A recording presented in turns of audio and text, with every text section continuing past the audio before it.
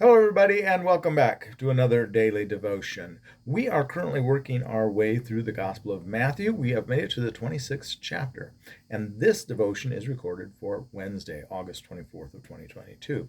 We've made it to verses 36 to 46 today, so we're in 26, 36, 46. That worked out kind of well, didn't it? Wasn't planned, it just happened. So let's pick up in verse 36 and then we read through it and we'll talk about it a bit more. And compared to where we were yesterday in Jesus instituting the Last Supper and all of the things that came along with that. All right, verse 36 to 46. Then Jesus went with them to a place called Gethsemane, and he said to his disciples, "Sit here while I go over there and pray." He took with him Peter and the two sons of Zebedee and began to be grieved and agitated. Then he said to them, "My soul is deeply grieved, even to death. Remain here and stay awake with me." And going a little further, he threw himself on the ground and prayed, "My Father, if it is possible, let this cup pass from me, yet not what I want, but what you want." Then he came to the disciples and found them sleeping, and he said to Peter, "So could you not stay awake with me 1 hour? Stay awake and pray that you may not come into the time of trial. The spirit indeed is willing, but the flesh is weak." Again he went away for the second time and prayed, "My Father, if this cannot pass unless I drink it, your will be done." Again he came and found them sleeping, for their eyes were heavy. So leaving them again, he went away and prayed for the third time, saying the same words. Then he came to the disciples and said to them, "Are you still sleeping and taking your rest? Now the hour is at hand, and the Son of Man is betrayed into the hands of sinners.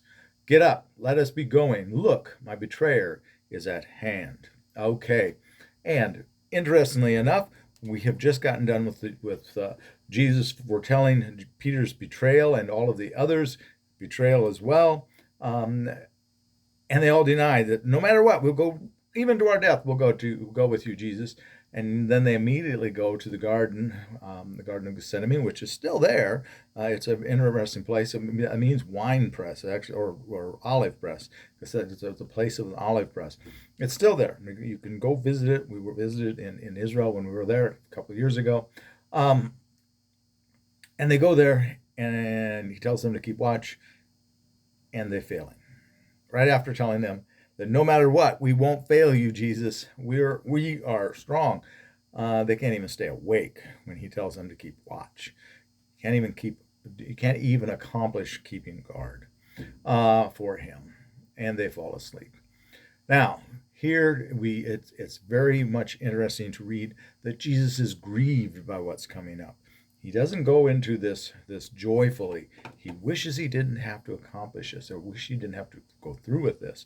And he prays very much. First of all, he tells the disciples, "My soul is greatly grieved, even to death." In Luke's gospel, we have him crying or sweating blood, rather not crying, but sweating blood. And so Matthew doesn't mention that here. But he is very much distraught. It's not like he's just like, "Oh, well, I'm God, so I get through it." He's truly human, fully human. Fully human means he's he's truly fearful of the pain, the anguish. He knows because he's truly God and fully God. He knows what's coming. But yet he wouldn't be human if he wasn't apprehensive, if he wasn't afraid. But he keeps praying for strength in even in the face of this unbelievable difficulty that he's facing, this unbelievable suffering that he knows he's going to go through.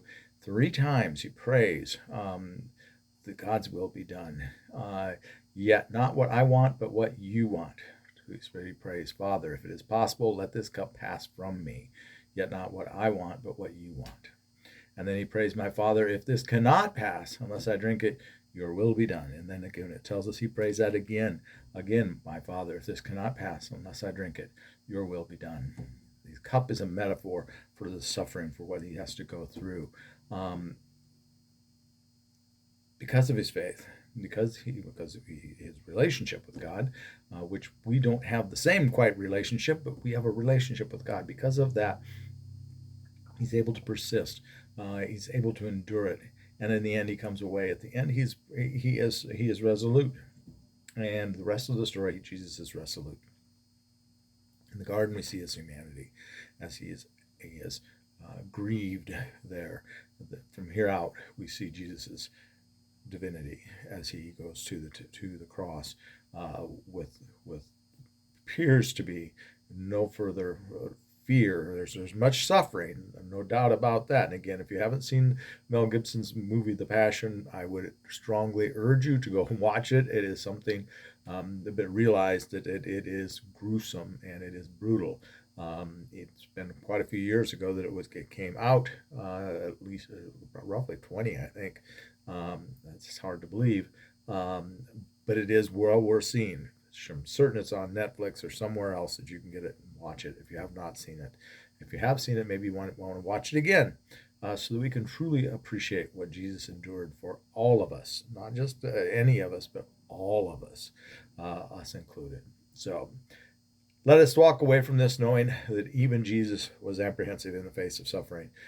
There is nothing wrong with us as well, wishing we didn't have to bear the cup that we have to bear in this world to do God's will. But we pray and we have faith in God and we have our strength in God. That's what it's all about. And that's what I've got for you. Tomorrow we'll pick up at verse 47. We will be talking about the betrayal and the arrest of Christ. All right. With that, have a blessed day, and please, please, please be a blessing to someone today. And if you like these devotions, please like and subscribe. We'd love to have you with us more regularly. All right. God bless you all, and bye-bye.